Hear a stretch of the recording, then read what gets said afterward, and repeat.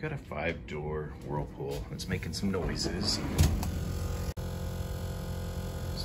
That sound was being caused by this blue fan right here. It was hitting the ice. And so what I should have done is just defrosted it if I had realized what the problem was. So hopefully you'll learn from my mistake. And one of the other things that we were seeing here is that the PF warning, which is the power failure warning, kept occurring about every 30 minutes. And I think what was happening is that the refrigerator was not cooling down as much as it should. So I kept thinking there was an issue, and it was reporting it as a PF instead of any other kind of error. I wish it had some way to let you know that you should defrost. And so anyway, you can learn from my mistake. And if you ever do need to replace that evaporator fan down here, this is how you get to it.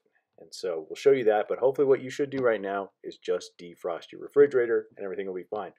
You can see that ice buildup is pretty high though. So you may need to do it for quite a while. Before you get started, make sure you turn off the cooling. So you hold these two down together, so it goes 3, 2, 1, and then the cooling will come off.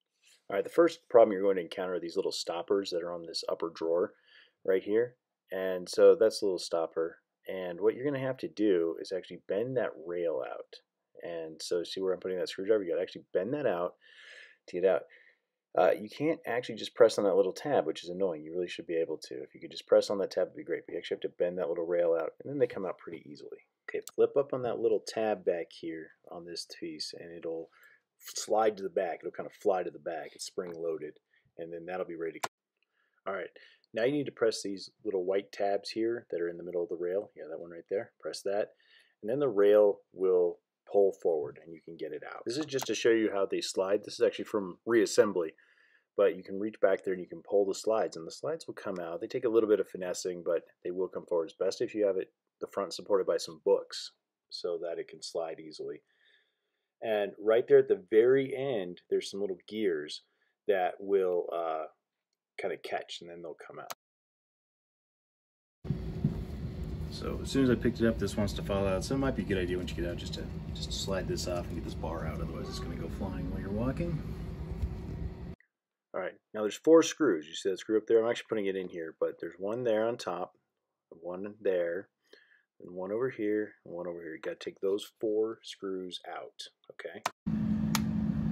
So like here's the back side, right? So it's going to grab on this clip, and then it's mostly going to be supported by these 2 things. So put it right here.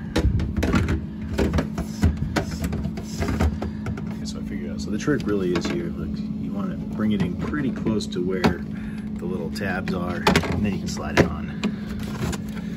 It just slides in. It's pretty nice. All right, now I've got 4 screws in the back there, 2 on top, 2 on bottom. Mine were kind of covered in ice, so you might have to get them out. I used my ratchet for the top one. I didn't have to pull out the ice maker, so you gotta get those 4 screws out. Okay, we need to get that thermistor off, and you can see right here, this is how it attaches. So what you do is you put your screwdriver in through the hole on the left there, and it'll just kind of come out. There's also a little tab right there, but that's not too big of a deal.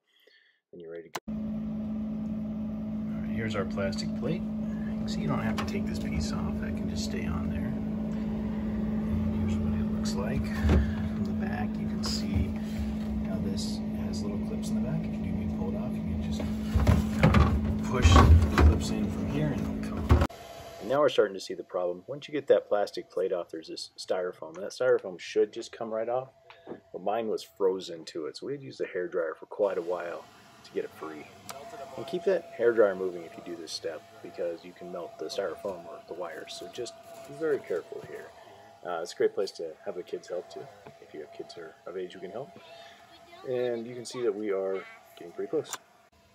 All right, and finally the styrofoam just kind of came off, and now you can see what the problem is here.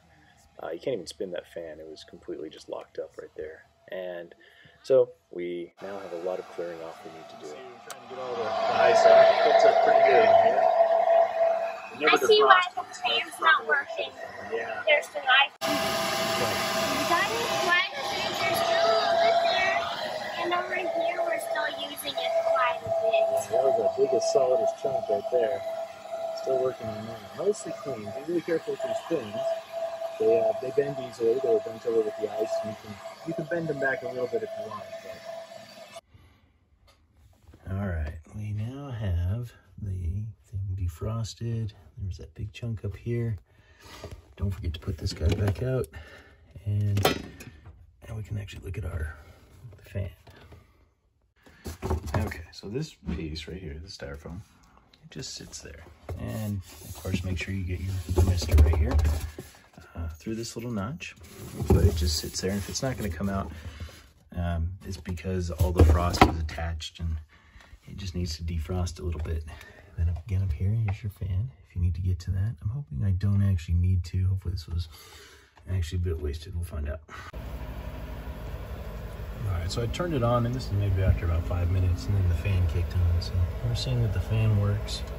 And what really had was a defrosting problem, but now I know how to get in here, and so hopefully I will save you a trip. If you do need to get in here, I'm going to show you how. Okay, so next thing to do is put our handy little styrofoam back up there.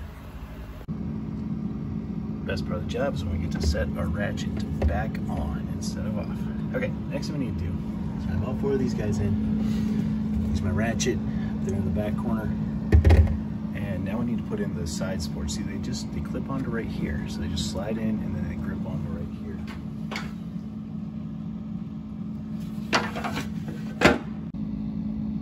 All right, so I figured out. So the trick really is here, look, you want to bring it in pretty close to where the little tabs are, and then you can slide it on.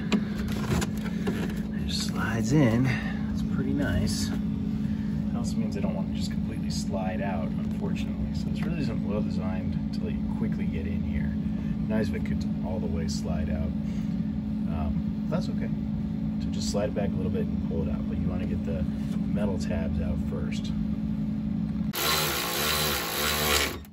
we have 1, 2, 3, 4 screws. All right, look, so make sure a couple of things. One, if there's a rod that goes through here, make sure this is connected, so they're both connected. And then this. Okay, so this is really important. So make sure your gear, do you see how it has this little dent right here? That little dent has to engage with that piece of plastic and then it'll slide in, okay? So right there, see how that is? And then it should just kind of go back. There we go. Now we're ready to go. Yeah, so just gonna slide it back. I'm gonna slide this one back too. Just gonna slide back. It's helpful to put the front on a book while you're doing this.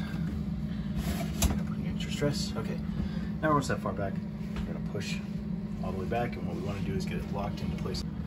What I found that works is pushing on this rail right here. And doing the same on the other side. Just do it really gentle. All right, last thing to do is lock it in place. So if it was back here, bring it up here and lock that little tab down. Do that on both sides. Well, that fixed my issue, and it would have been fixed too by just defrosting it, but because I had the 2 errors together, I thought maybe I had to fix that motor. So if you do need the motor, here is the part number for my fridge. Good luck.